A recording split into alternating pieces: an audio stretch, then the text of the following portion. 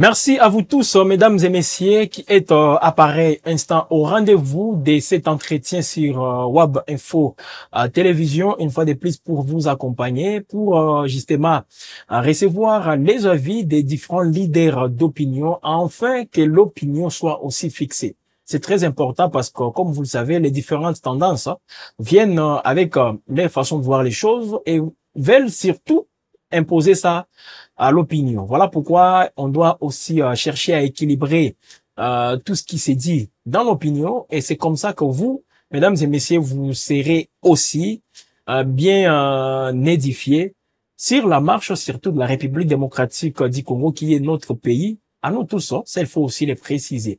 Alors aujourd'hui, nous allons faire un point sur des sujets justement aujourd'hui qui défrient la chronique.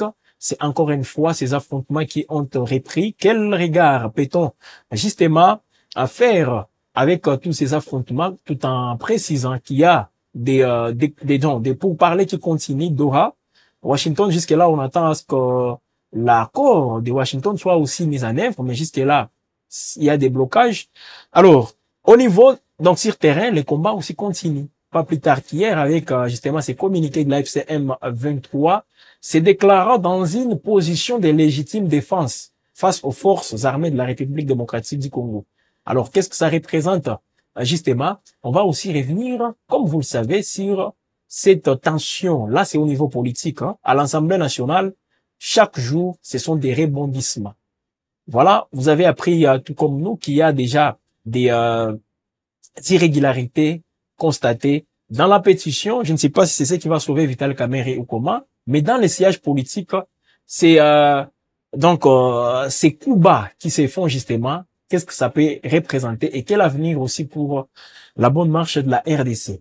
On est sur ces plateaux avec quelqu'un que vous connaissez bien. C'est vrai, ça fait longtemps qui l'avait bien sûr pris part dans une de nos émissions sur Web Info. Lui, c'est Gentil Sony Mouloum. Quelqu'un qui ne garde pas sa langue dans la bouche, surtout quand il s'agit de défendre les intérêts des opprimés. Voilà, c'est bon quand même, hein, au lieu aussi de rester dans le même comportement qu'on a décrié avec les députés. Justement, on a tous compris qu'ils étaient aussi prêts, certains députés, pas tous, hein, ils étaient prêts à en venir même aux mains pour défendre leurs intérêts. Alors, notre invité, lui, fait de son mieux pour défendre les intérêts des opprimés. Les opprimés, vous le connaissez très bien, et c'est un plaisir de les recevoir. Gentil Sony Mouloum, bonjour. Bonjour, monsieur le journaliste. Comment vous allez? Ouais, ça marche, ça, on Vous tient les êtes en coups. forme? C'est bien, il n'y a pas de souci. Mais quand on est à Goma, les gens disent qu'à Goma, on est traumatisé. La situation même psychique n'est pas au point. Ah, certainement, c'était au début. Oui, Juste au début, la population était un peu traumatisée oui. suite aux combats qui ont eu lieu en pleine ville de Goma. Les coups de balles, des mortiers, des armes lourdes. Ça ne peut que créer un peu de traumatisme. Mais à l'heure où je vous parle, en tout cas, tout va bien, malgré la fermeture des banques et de l'aéroport. Mais sur le plan sécuritaire, social, il y a pas vraiment à critiquer. Ça, c'est tout à fait normal. La situation sécuritaire, on sent quand même qu'il y a une amélioration aussi nette. Hein? Exactement. Oui. Moi-même, j'ai fait à peu près un mois Mhm. dans mon quartier. On ne sent pas même un coup de balle. Ouais. Il n'y a pas de cambriolage. En tout cas, on circule jusque même à minuit. Il n'y a pas vraiment à s'inquiéter. Mais dans les périphéries de la ville, la tension est toujours palpable parce qu'on évoquait les incursions aussi, je peux dire sporadiques, des éléments dits Ouazalendo dans le nord de Goma, aux alentours, tout ça. C'est ça aussi l'inquiétude. Hein? C'était un phénomène qui date, hein, Oui. parce que c'est déjà plus de 8 mois Oui. que Goma est sous l'administration du mouvement politico FC23. Mais à ce jour, tout a été maîtrisé et il n'y a plus cette aventure ici à Goma. Alors, mesdames et messieurs, avec Gentil Mouloum, on va donc aborder toutes ces questions, justement, et vous avez la possibilité de participer à nos écrivains. Et là, j'aimerais justement avoir votre côté citoyen. Donc, quand vous commentez, quand vous donnez votre point de vue, essayez un peu d'être aussi à la hauteur, tenant compte de tout ce qu'on aura ici à faire comme discussion. C'est très important et nous allons justement vous lire en direct sur WAB Info. Nous sommes en direct. Présentement, il est 12 heures passées des 8 bonnes minutes dans la partie est de la République démocratique du Congo. Voilà pourquoi j'ai dit, nous sommes heureux de vous servir et c'est en direct sur WAB Info, votre chaîne de prédilection. Alors, gentil, nous parlons des affrontements. Hier, l'AFCM 23 a annoncé avoir subi les frappes aériennes surtout des forces armées de la République démocratique du Congo dans le territoire des Massissi. C'est pas le seul cas. L'AFCM 23 évoque aussi cette chasse à l'homme, hein. On peut le dire ainsi au niveau d'Ouvira, où en général, comme vous le savez, a été contraint bien sûr de quitter la ville, hein, et il ne pouvait plus justement faire son travail. Voilà, à Ouvira, toutes ces situations, l'AFCM 23 se déclare aujourd'hui être en légitime défense. Ne pensez-vous pas que c'est une déclaration aussi de guerre en réponse aux différentes attaques, aux différentes incursions des Ouazalènes de FARDC? Monsieur le journaliste, comme vous savez, le principe de guerre, il y en a, et la légitime défense n'est pas toujours exclue. Mais ce qui est sûr, c'est que les deux parties au conflit sont en dialogue sous la médiation du Qatar. Et malheureusement, ce que nous vivons aujourd'hui, ces attaques contre les positions de l'F-123, et parfois aussi dans des zones qui sont densément peuplées. Et c'est ce que nous déplorons surtout. Également, c'est une sorte de sabotage. Qui sabote qui? C'est une sorte de sabotage de la part du gouvernement de Kinshasa parce qu'ils sont sur la table. Il y a des principes qu'ils ont signés, d'ailleurs avec la déclaration des principes qu'ils ont signés récemment dans Doha 5. Il y a également un autre accord qui a été signé aux États-Unis sur la procédure de libération des prisonniers qui sera facilitée également par l'HCR.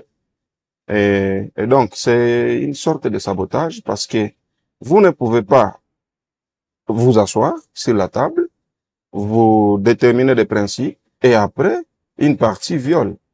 Et c'est donc. Mais on constate aussi, bon, c'est pas nous, mais je peux dire certains observateurs pensent que des violations, c'est des part et d'autres. Parce que tout ce qu'on fait aussi la FCM 23 ne va pas dans le sens de dire, de favoriser plutôt la mise en place de tout ce qui est en train d'être conclu. Et entre autres, c'est que on a vu les dimanches derniers, les déploiements de plus de 7000 hommes. En tout cas, ça, c'est aussi montrer à l'opinion qu'ils sont prêts aussi peut-être pour la guerre. Certainement, ce sont des mesures qu'ils peuvent prendre dans le cadre de la guerre parce que il y a toujours des situations imprévisibles. Vous savez, négocier avec quelqu'un qui est comme Tshisekedi, c'est pas aussi une chose facile parce que au-delà du conflit, le pouvoir de Kinshasa a pris aussi cette guerre pour une autre opportunité politique. Et transformer en business politique pour essayer d'endormir la population congolaise. Cette guerre, c'est devenu un business politique hein, pour les régimes de Kinshasa. Exactement. C'est pourquoi ils ne veulent pas que la guerre finisse. Ils veulent toujours gagner du temps jusqu'à ce qu'ils vont s'approcher de 2028 et maintenant essayer de bricoler les choses pendant qu'ils avaient tout le temps pour en finir une fois pour toutes avec ces conflits, qui n'est pas aussi le premier conflit au monde, qui n'a pas pu trouver des solutions. C'est un conflit qui a des solutions, et les solutions ne sont pas magiques. Ah donc aujourd'hui, on ne peut pas dire que les solutions manquent. Les solutions ne manquent pas. De volonté. Les solutions ne manquent pas. La solution est là, et elle est bien connue par le président lui-même, Tshisekedi. Et donc, c'est un manque de volonté. C'est un manque de volonté politique. Parce qu'ils exploitent cette guerre pour des fins politiques, pour leurs propres intérêts, afin de s'asseoir, d'asseoir leur pouvoir et de continuer à emballer cette population. Mais comment on peut asseoir son pouvoir pendant que Bukavu, Goma, Rutshuru, Masisi, une partie de Lubero, Nyiragongo, Kalehe, même au niveau des Kabare, même à Walungu, voilà, il y a des entités justement qui aujourd'hui sont occupées par la FCM 23. Alors, comment on peut vouloir avoir plutôt cette volonté d'asseoir son pouvoir, et pourtant on n'a pas les contrôles de la quasi-totalité du territoire national. Ah, c'est ce que nous avons toujours dénoncé. Oui. Et ça se confirme parce que ce caractère-là d'insouciance de ces politiciens de Kinshasa à l'égard des situations d'ici à l'est de la République, et ça se confirme parce que vous trouverez bien qu'ils se soucient moins de la souffrance de la population de l'Est. C'est pourquoi ils ne veulent pas en finir une fois pour toutes.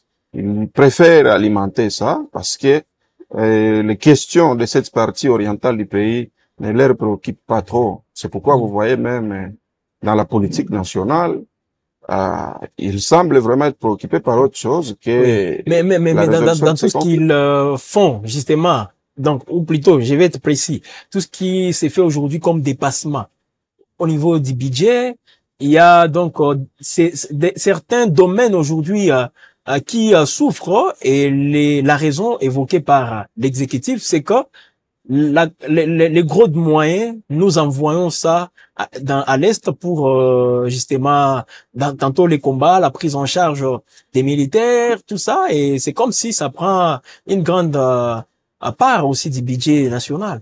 Non, c'est de l'escroquerie politique parce que jusque-là, il n'y a pas eu amélioration des conditions des soldats, des policiers. Oui. C'est du farfelis, c'est du poudre aux yeux. Et tous les moyens, les gros moyens de la République, sont plus dépensés dans des combines politiques, de diplomatie farfelie, et également les charges des institutions qui consomment plus de 70% des revenus de notre pays.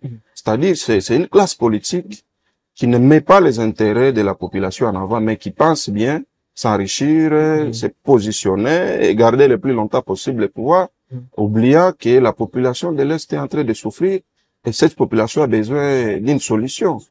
Parce que c'est vraiment une population, un peuple résilient, oui, qui essaye de trouver parfois des solutions localement avec des moyens de bord. Ça a beaucoup compté sur le peuple parce que la population a compris qu'elle est abandonnée par le pouvoir public.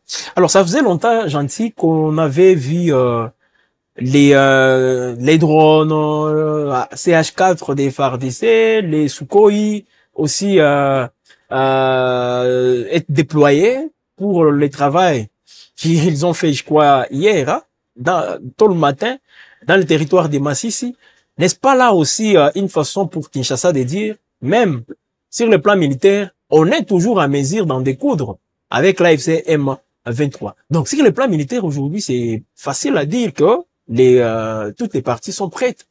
Non, ces histoires ont toujours existé, les drones, les Sukhoi, l'aviation militaire, oui, des armes lourdes, l'artillerie et consorts. Ça a toujours existé, mais ça n'a pas empêché que Goma et Bukavu tombent. Il y avait une surmilitarisation dans la ville de Goma, Sake, Masisi, Rutshuru, Minova, jusqu'à Bukavu, Kavumu.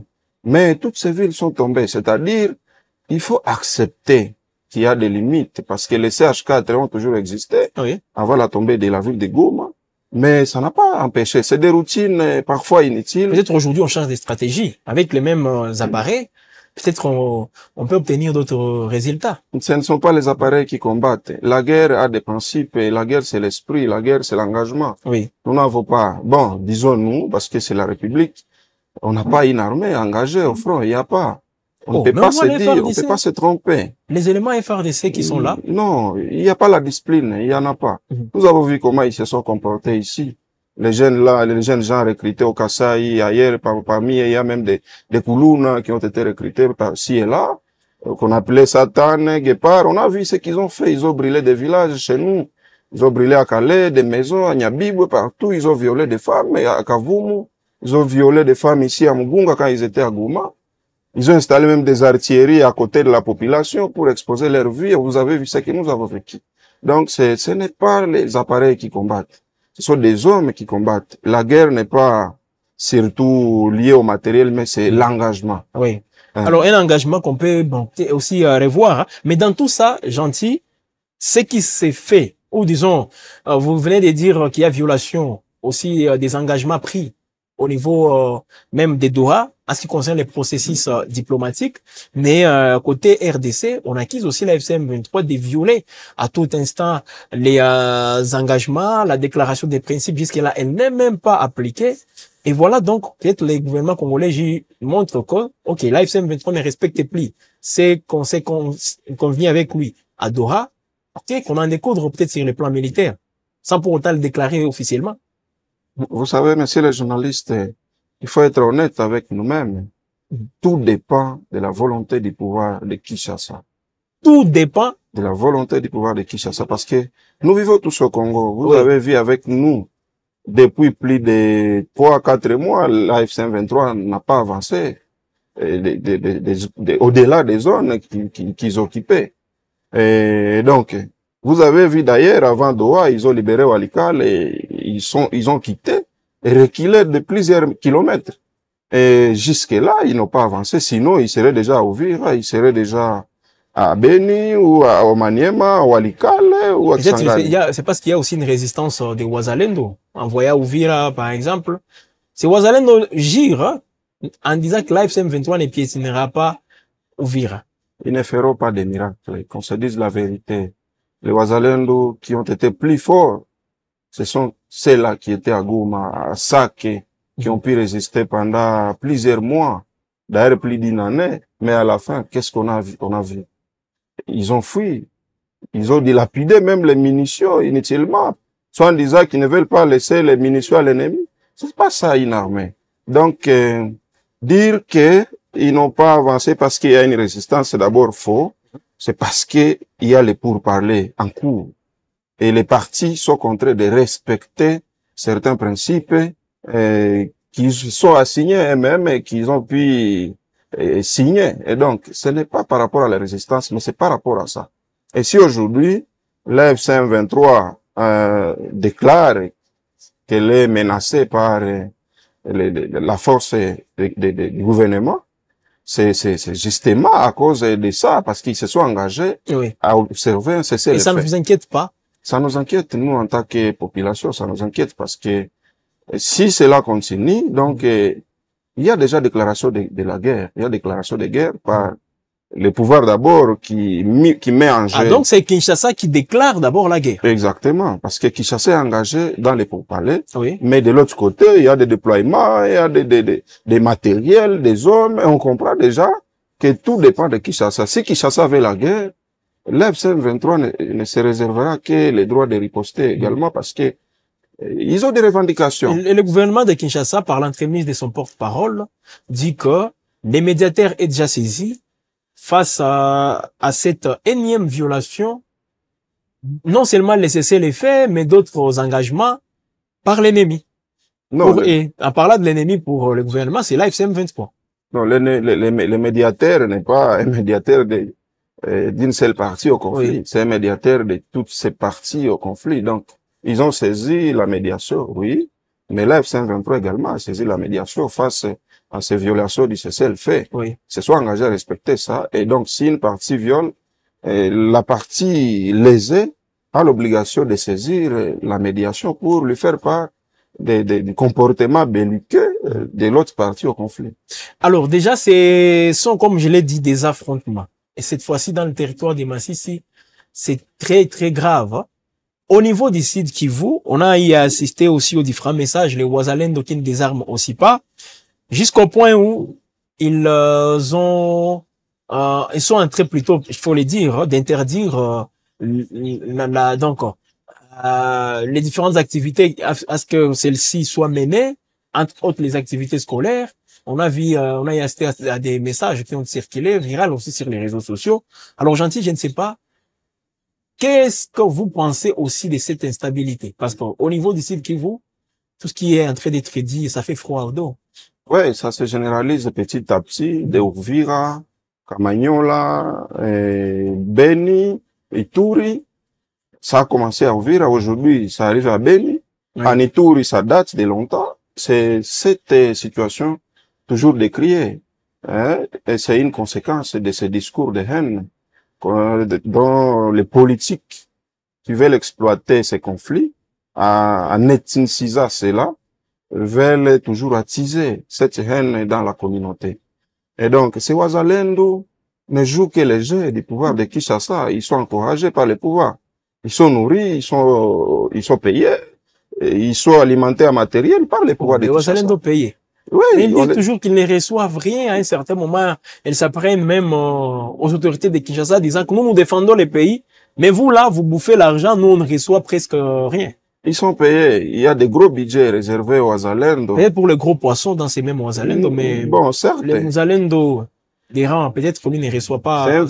c'est un virus qui a atteint peut-être les moins l'épinière des Congolais. Même parmi leurs leaders, il y en a toujours les mêmes antivaleurs comme ceux des animateurs du pouvoir en place actuel.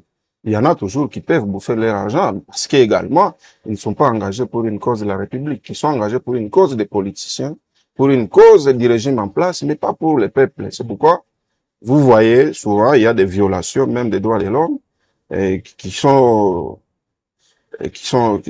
perpétrées par ces Wazalendo, qui violent, qui tirent des innocents, qui chicotent des gens, qui attaquent des personnes par rapport à leur faciès, par rapport à leur tribu, à leur appartenance tribale. C'est comme ça que plusieurs rwandophones sont victimes à Uvira. Et plusieurs Tutsis sont victimes là-bas également. À Inituri, les Hema sont attaqués chaque jour. À Beni, vous avez vu comment les jeunes qui étaient recrutés pour les services de gardiennage ont été chicotés. Et les autres ont été grièvement blessés. Et donc, c'est un phénomène que nous devons dénoncer. C'est un discours qui ne passe pas dans les oreilles des autorités à Kinshasa parce qu'elle estime qu'on est en train toujours de donner les béquilles à ceux-là qui s'appuient toujours sur disons, quelles communautés marginalisées, des discours de haine, tout ça. On considère ça comme étant aussi des faux fuyards aujourd'hui à Kinshasa. Ce ne sont pas des faux fuyards, c'est une réalité que nous vivons. Même ici à Goma, pendant l'état de siège, nous avons vécu ça. Moi, j'ai pu sauver plusieurs jeunes étudiants Tutsis ici, qui ont failli être lynchés par les bandits là, des voyous de l'IDPS. Et donc, c'est un phénomène et quand vous le dites, on vous considère, vous personnellement, gentil Soni Mouloumé, permettez à ce que je le dise, on vous considère comme étant quelqu'un qui défend les intérêts de la communauté Tutsi. Permettez à ce que je vous ouvre cette parenthèse, c'est très important. Vous, aujourd'hui, c'est comme ça qu'on est en train de vous qualifier, de vous taxer plutôt dans l'opinion. Moi, je suis un défenseur des droits humains. Et les droits humains n'ont pas de frontières. Vous avez été formé pour ça. Et c'est pour défendre tout le monde sans distinction. Les Tutsis, les Hutus, les rwandophones en général, ils font partie des Congolais. Ce sont des Congolais d'origine. Et ils ont les mêmes droits que nous tous. Et donc, s'attaquer aux rwandophones ou aux Tutsis, pour moi, c'est inhumain. Et donc, moi, je peux pas observer, assister à ce genre d'attaque, à ce genre de discrimination, à ce discours de haine et ne pas dénoncer. Ce n'est pas vraiment, ça ne revient pas dans mon éthique, ni dans ma formation, et ce n'est pas humain. C'est pourquoi nous continuerons à défendre ça, et on défend tout le monde. Ce ne sont pas seulement les Tutsis ou les rwandophones. Même les Nandes, je voulais même vous amener sont victimes aujourd'hui de ces carnages, de ces massacres, et nous défendons tout le monde. Même les Nandes, nous les défendons. Les Hema, et tant d'autres, même d'autres. Même les populations victimes de l'activisme de Mobondo, exactement, partout là-bas, les Quinois, aujourd'hui la population quinoise victime de la barbarie des Kuluna, exactement, et nous mérite aussi être défendue. Oui, nous dénonçons tout ça, mais seulement les gens pensent que nous défendons plus les Tutsis parce que ce sont eux qui sont plus victimes, parce qu'il y a cette haine qu'on a inculquée dans les têtes des Congolais, de leur montrer que les Tutsis, en tout cas, ce sont des gens qu'il faut tuer, ce sont des mauvais, ils sont à la base des problèmes des Congolais, mais c'est pas ça. Et sur ce point, le président de la République martel en disant que les Tutsis font partie de cette communauté congolaise et ils doivent aussi jouir des richesses, ils doivent se sentir à l'aise dans les pays. Tu sais qu'est-ce qu'il dit? Oui, il le disait pas aujourd'hui, il le disait dans le passé. Mais et quand quand il aura peut-être l'occasion, il insistera toujours sur ce point. Il l'a toujours fait. C'est de la démagogie. Il le dit publiquement, mais ce qu'il fait dans les coulisses, c'est autre chose. Quand vous armez les Wazalendo, et vous savez que ce sont des groupes subversifs et illégaux d'ailleurs, même si on essaie de légaliser ça, mais entre-temps, si vous armez un Koulouna, pendant que vous dénoncez les actes que posaient ces Koulouna, mais vous voulez arriver à quel résultat? Mais les Ouazalènes ont pris les armes pour défendre la patrie. Ce n'est pas... Voilà pourquoi on les appelle Ouazalènes, les patriotes. D'ailleurs, c'est à tort et à travers qu'on les traite de Ouazalènes, mais c'est faux. Ce sont des Maïmaï. On sait pourquoi ils se sont engagés. Les Maïmaï qui se sont transformés en Ouazalènes. C'est faux, c'est du farfeli. Ils ne combattent pas pour la cause de la nation, ils combattent pour la cause du régime en place. Oh, seulement pour la cause du régime en place. Exactement, parce que c'est ce qu'on essaie d'inculquer dans les têtes des Congolais. Oh, oui. La balkanisation, les Tutsis visent nos terres, mais est-ce que le pays devient un véhicule qu'on va transporter avec des pneus pour l'amener ailleurs? Non, les terres resteront là. Et ça n'a jamais été le plan, ce n'est pas la balkanisation. Donc c'est une sorte on essaie d'endoctriner la population pour la manipuler politiquement. Et qu'est-ce qu'il faut faire maintenant pour mettre fin à ce genre de discours, avant bien sûr que vous puissiez nous donner vos propositions sur l'effectivité, ou disons, la mise en place effective, disons-les, de tout ce qui est en train d'être conclu à Doha, même à Washington. Parce que quand on assiste aussi à ce genre des hostilités, les combats qui reprennent, ça veut dire qu'on discute, mais directement rien n'est fait sur terrain. Ouais, la seule solution, c'est il faut du sérieux. Parce que le processus est déjà lancé. Oui. Beaucoup de médiateurs se sont engagés, se sont sacrifiés, en commençant par l'Angola, le Kenya, jusqu'aux États-Unis, jusqu'à Doha. Et donc, il faut pas qu'on arrive à créer une déception dans les chefs de tous ces gens-là qui veulent aider les pays, qui veulent aider les Congolais à retrouver sa dignité, à retrouver la paix. Et donc, si avec ce régime en place, on est incapable de faire aboutir ce processus, la seule solution, c'est que Tshisekedi dégage. Ah. Ça sera l'unique solution parce que il n'est pas le seul Congolais qui peut apporter de solution. Il a un mandat en cours. Oui, il a un mandat, on refuse pas, mais à l'issue de quel genre d'élection? C'est pourquoi on a toujours dit qu'il n'y a pas la légitimité. Et donc. Mais il a toujours cette légalité. Oui, l'article 64 de la Constitution est clair. Si quelqu'un exerce mal son pouvoir, même si c'est obtenu à travers les urnes, mais la Constitution nous autorise. Donc aujourd'hui, c'est un plan B que vous avez. Vous comme citoyen congolais, si Tshisekedi n'arrive pas à mettre, disons, à pratiquer tout ce qu'il est en train de prendre comme engagement, lui et son gouvernement, lui qui représente la République démocratique du Congo face à l'AFC M23, vous dites qu'il dégage et vous serez prêt à les pousser. Exactement, la population est vraiment déterminée parce que il y a même des plans machiavéliques qui sont déjà mis en place et qui sont en cours, ce sont des projets. Parce que Tshisekedi n'est pas prêt à quitter même après 2028. Oh, il n'est pas prêt? Il n'est pas prêt, c'est le pourquoi même des acharnements que vous voyez aujourd'hui entre la classe politique. On va en parler. On s'acharne contre les uns et c'est dans ce plan-là. Il faut écarter tous les obstacles avant de relancer les projets. Et donc, nous, la population, nous sommes éveillés. Et à l'issue de tout ça, la population va se soulever. Alors, gentil, c'est déjà bon. On a une idée sur vos propositions. On continue avec ce deuxième point. Mais avant d'y arriver, je vais vous laisser suivre, mesdames et messieurs, les porte-paroles des forces armées de la République démocratique du Congo, le général-major Sylvain Ekenge, revenant sur ce déploiement des éléments, des nouveaux éléments aujourd'hui dans les rangs de la FCM 23, ex-FRDC, ex-Ouazalendo, voilà, ils agissaient à l'époque au nom du gouvernement congolais, mais aujourd'hui ils sont dans les rangs de l'AFC M23. Plus de 7000 hommes, et face à ça, le général Sylvain Ekenge leur a adressé un message. Suivez ces messages et puis on va revenir pour plus de commentaires, avoir l'avis des gentils Mouloumé quant à ça, tout en saluant ces internautes, ces téléspectateurs qui nous suivent.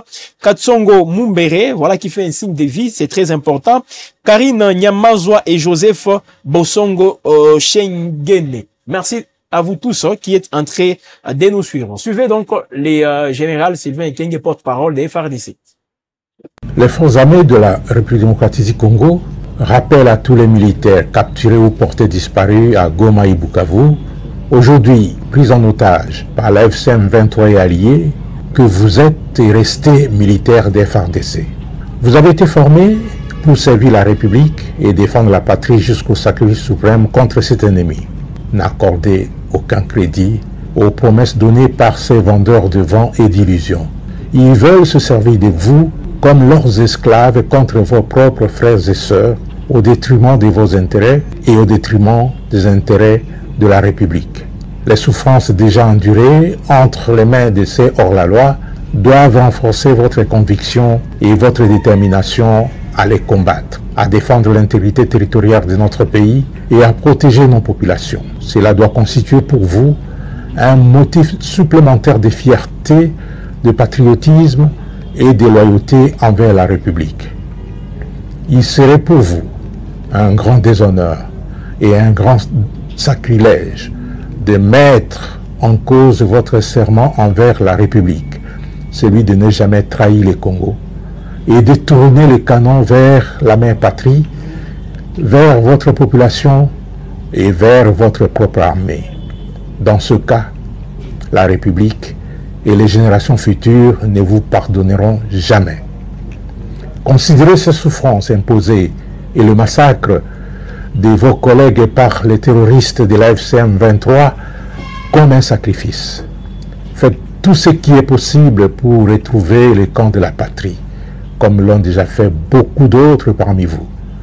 À la moindre occasion, faites tout pour tourner les canons contre l'ennemi. Quittez ces rangs et rejoindre les FARDC. À l'instar de tous les militaires exfiltrés par le CICR des installations de la MONUSCO de Goma et à l'image de nombreux autres ayant déjà fui les horreurs de la FCM 23, vos places dans les rangs des FARDC restent intactes et nous continuons à vous prendre en compte dans la base des données de l'armée. Vos rémunérations et vos primes des opérations sont toujours disponibles. Nous vous encourageons à regagner par tous les moyens possibles le camp de la patrie. Voilà, le général Sylvain Ekenge, porte-parole, bien sûr, des forces armées de la République démocratique du Congo. Gentil, je reviens vers vous. Qu'est-ce que vous avez aussi comme lecture, hein, en écoutant le général, lui qui parle, il exhorte plutôt ces FARDC à revenir, donc à chercher les voies et moyens pour fuir là où ils sont, afin de se retrouver encore une fois dans une situation où ils peuvent servir encore une fois les pays. Ça, c'est le général Sylvain Ekenge, porte-parole des FARDC. Ok. Oui. Ouais, je l'ai suivi aussi comme tout le monde. Oui. Mais c'est une sorte de déception pour moi, pour beaucoup.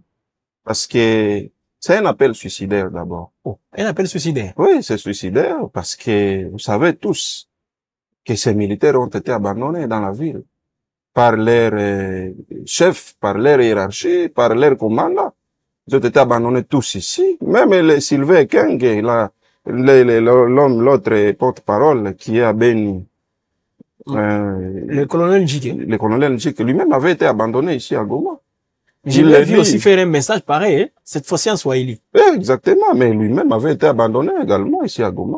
Il est parti cachette après plusieurs mois. Donc c'est militaire aujourd'hui qu'on demande qu'on demande de quitter les rangs de l'AFCM 23 avaient été abandonnés à Goma.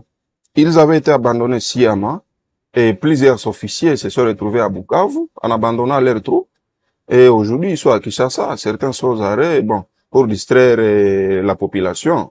Mais ils avaient reçu de l'ordre aussi de leur hiérarchie. Ils sont poursuivis pour avoir fui devant l'ennemi. Il n'y avait pas de fuite et on les arrête d'ailleurs pour rien.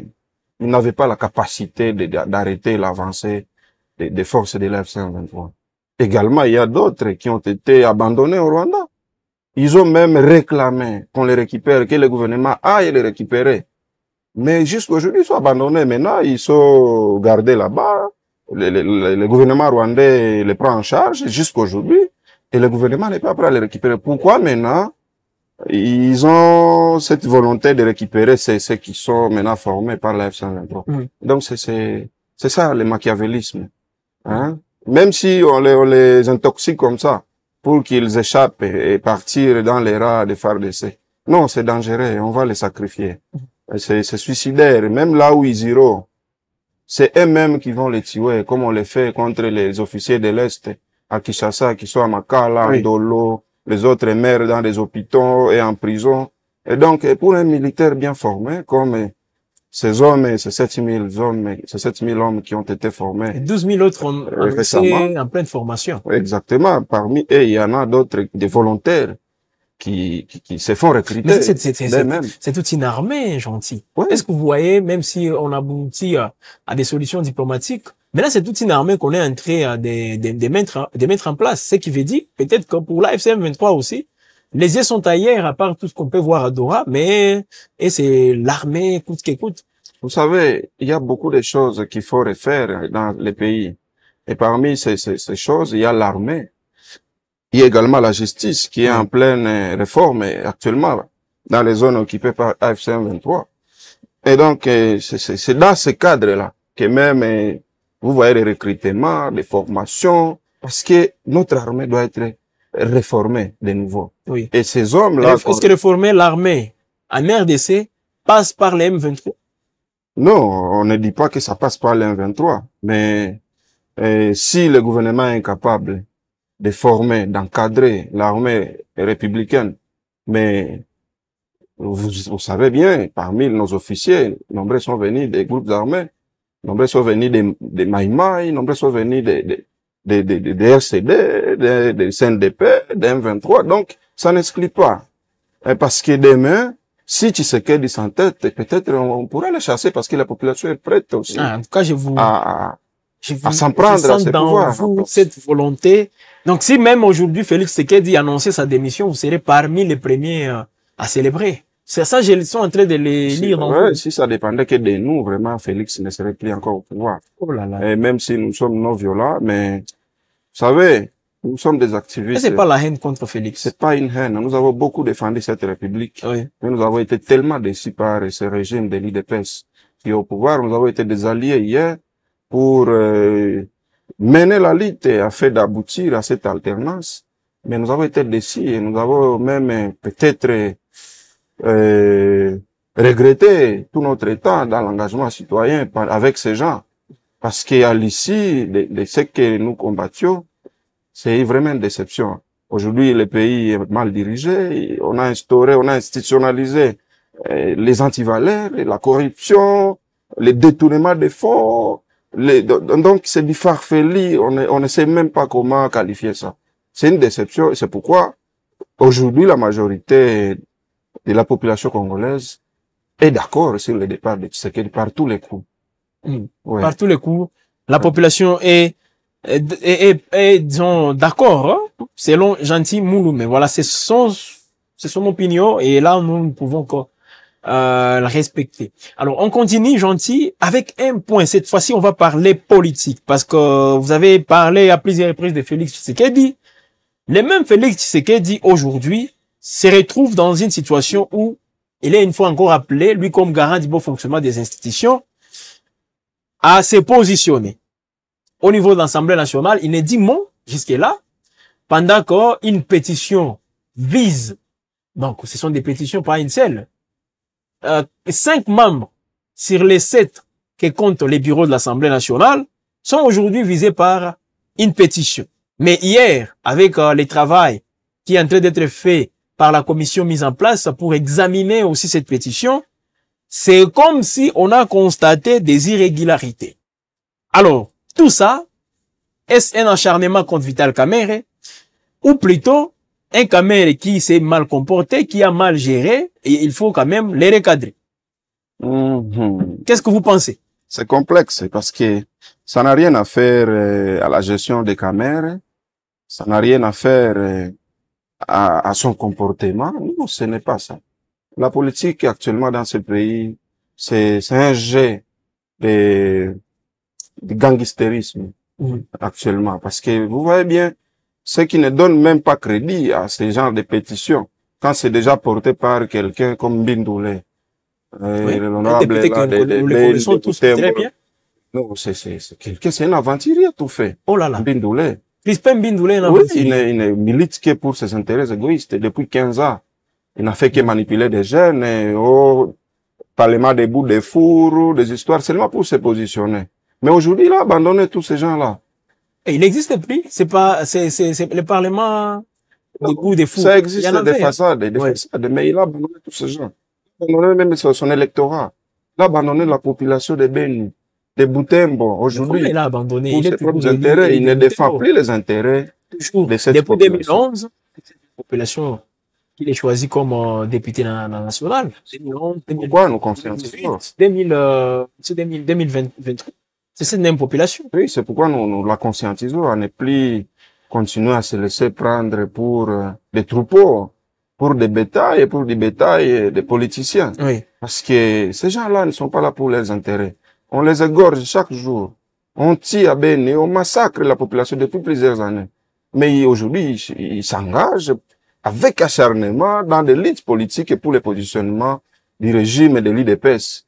Hein, ils veulent à tout prix éjecter Vital Kamerhe uniquement pour régler les comptes, pour positionner l'UDPS avec les projets qu'ils ont pour essayer de tripatouiller la Constitution. C'est juste ça. Il n'y a pas une gestion opaque.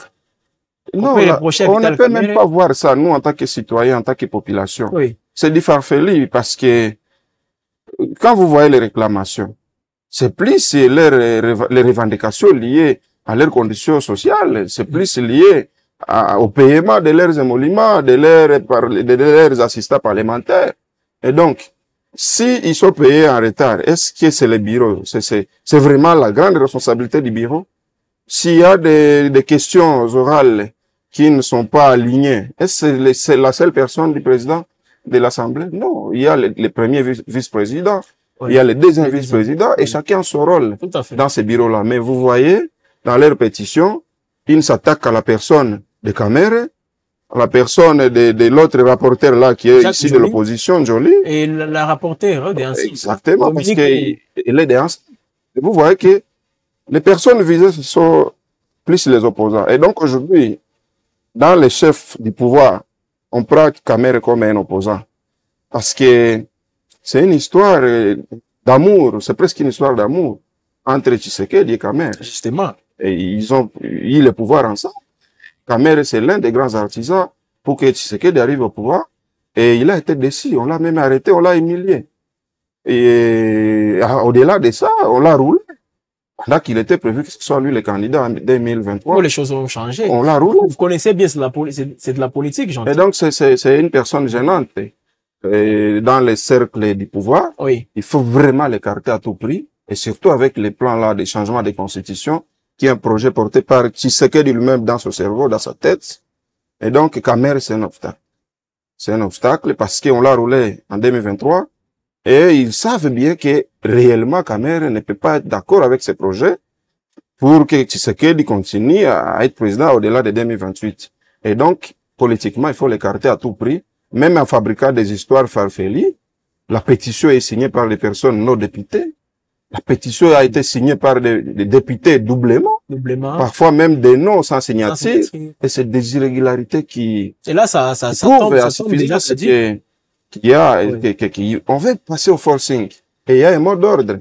Le mot d'ordre vient de l'UDPS et de Tshisekedi lui-même. De Tshisekedi lui-même. Oui, oui. Mais est-ce que ce ne sont pas là des affirmations que vous êtes juste en train de faire? Mais on a vu Mbindoulé lui-même s'entretenir avec le secrétaire général de l'UDPS. Et celui-ci a dit non. Jusque-là, l'UDPS, on ne se positionne pas. Bien que ça soit un autre député qui les fait, l'un député ici de notre parti qui les fait, mais nous, on n'a pas de position dans tout ce qui s'est fait à l'Assemblée nationale. C'est des discours ou des déclarations politiques pour manipuler l'opinion. Mais l'ordre vient de l'UDPS, l'ordre vient de Tshisekedi lui-même. Il faut éjecter Kamerhe. C'est un obstacle. Ce sont les députés de l'UDPS qui ont plus porté ça, qui ont plus signé, qui vont menacer même les autres. Il y a même des combats au Parlement. Oui. Des gens qui sont prêts même à se boxer parce que seulement on veut éjecter quelqu'un. On a vu des images. Hein? Mais on n'a jamais vu ces gens-là se boxer pour les causes de la population. Vous en dire un tout petit peu les députés qu'on a vu justement en découdre. Prêts même, bon, pas prêts, mais ils sont même arrivés à se faire des coups. Oh. Ouais, c'est une question de vie et de mort Oh. pour les camps au pouvoir, parce que après 2028, ça sera trop dur pour Tshisekedi. Ça sera très compliqué. Et donc, ils doivent tout faire. Aujourd'hui, on ne peut pas parler 2028 plutôt, pendant qu'on se focalise sur la question sécuritaire à l'est du pays. Au-delà de tout ça, après 2028, ça sera compliqué pour Tshisekedi. Donc, c'est une question de vie et de mort. Ils doivent tout faire, même se boxer, même rabaisser la République dans les caniveaux. Ils sont prêts pour que Tshisekedi demeure président après 2028. Parce que, en tout cas, son après-pouvoir sera plus difficile que même Est-ce que vous le voyez, Joseph Kabila. vous le voyez laisser le pouvoir 2028 pour quelqu'un d'autre, une deuxième alternance dans ce pays? Il n'est pas le plus fort Oui. qu'on a jamais connu dans ce pays. Oui. Il sera contraint. Il sera contraint de quitter parce que la force populaire, en tout cas, il ne saura pas en découdre. Il sera contraint. Il n'est pas fort que Mobutu. Et d'ailleurs, Kabila, Joseph Kabila était plus sage que lui. Parce que si Kabila était attaché à la conservation du pouvoir comme ce que nous voyons aujourd'hui avec l'IDPS, avec Tshisekedi, les gens devraient mourir en 2018. Et peut-être aujourd'hui, parce qu'on ne voit pas les mêmes engagements côté population, donc on peut dire que Tshisekedi a tout un boulevard devant lui pour rester au pouvoir le plus longtemps possible. Non, non, la population congolaise est imprévisible. Vous verrez l'après. Parce que, au-delà de la population, aujourd'hui, il y a une opposition qui est là engagée. Il y a la population qui est là engagée. Une opposition aussi dispersée. Il y a une opposition non armée, une opposition armée. Ah oui. Donc, ça sera plus difficile que même à l'époque de Kabila. Parce qu'aujourd'hui, il y a déjà des provinces qui sont à 90% occupées par la rébellion. Et donc, si Tshisekedi pense qu'il peut conserver le pouvoir à l'ouest, mais ça aura une autre connotation. C'est ça le plan de balkanisation. Ah. Et donc, pour ne pas aller dans la balkanisation, la population a l'obligation de chasser Tshisekedi et d'accompagner tous ces gens-là, toute l'opposition, dans la lutte pour le respect de la Constitution. Mais en les laissant d'abord finir paisiblement son mandat. C'est aussi possible. Il peut ne pas finir, tout est imprévisible. Il peut ne pas finir, mais il peut toutefois finir, comme il peut être chassé même avant la fin de son mandat. Et même après la fin de son mandat, il peut chercher à se maintenir, mais il sera toujours contraint. Alors, déjà au niveau de l'Assemblée nationale, c'est que, on l'a dit, mesdames et messieurs, des irrégularités, jusque-là, au niveau officiel, on n'en parle pas, mais on évoque, les différentes sources parlent des irrégularités qui auraient été constatées, voilà, dans cette pétition. Comme vous le savez, on vient de parler de Bindoulé, un ancien membre, bien sûr, de l'INC de Vital Kamere, sous le label INC, élu et réélu à Boutembo, et c'est en 2023 qu'il a changé de parti pour devenir membre de l'IDPS. On est en train d'en parler justement avec Gentil. Alors, ces images, comme on l'a dit, une honte pour la République, les comportements des députés, mais est-ce que vous ne pouvez pas demander au président Félix Tshisekedi de venir et mettre de l'ordre, comme il est en train de le faire aujourd'hui dans l'IDPS, parce qu'on l'a accusé d'être trop silencieux, il ne disait mot sur la crise dans l'IDPS. Mais aujourd'hui, on l'a vu hier réunir Kabouya et Deo Bizibou. Donc, il est en train de remettre de l'ordre au sein de l'IDPS. Au niveau des institutions de la République, c'est possible à ce qu'il les fasse. Je doute fort. Et je ne crois même pas parce que nous, on ne peut rien entendre de Tshisekedi. Un homme incapable de gérer même son parti politique, IDPS, de gérer des crises au sein du parti. Est-ce que cette personne peut être capable de remettre de l'ordre dans les institutions du pays? Il ne sera pas capable. D'ailleurs, il faut vous imaginer quelqu'un, président de la République, qui fait plus de 6 mois sans être même en contact avec le président de l'Assemblée nationale. On trouve déjà qu'il y a des couacs.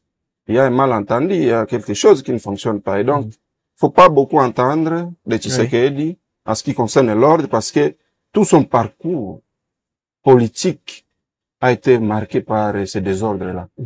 Et c'est pourquoi même, vous l'avez vu en Belgique, ici même des élections, on a déclaré que ces documents étaient faux. Les documents scolaires étaient faux.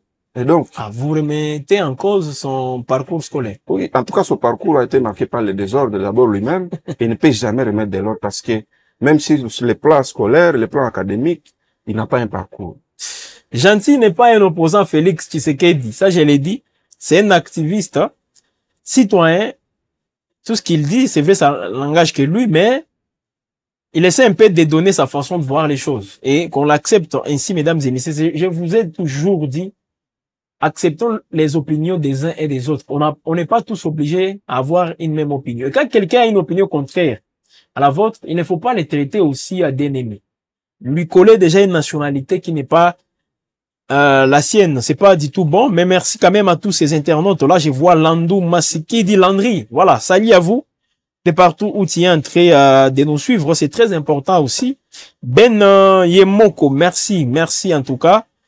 Félicien Moulamba, voilà, ils sont nombreux ces internautes en train de nous suivre en direct sur Wab Info Télévision. Nous sommes en train de terminer cette émission avec Gentil, que vous retrouvez une fois de plus sur Wab Info. Il va juste nous faire sa lecture. En ce qui concerne, donc, au regard de tout ce qui précède, Gentil, qu'est-ce qu'on peut retenir? On a parlé de la guerre, on a parlé de ces histoires au niveau de l'Assemblée nationale. On comprend que la crise n'est pas seulement sécuritaire, elle est aussi politique et elle s'installe même dans les institutions. Ouais, c'est question d'appeler la population à la vigilance, parce que ce qui se passe dans notre pays, c'est vraiment exceptionnel. Et si on ne prend pas garde, on sera toujours en train de regretter, en train de pleurnicher. Il faut que la population prenne conscience vraiment de ces problèmes.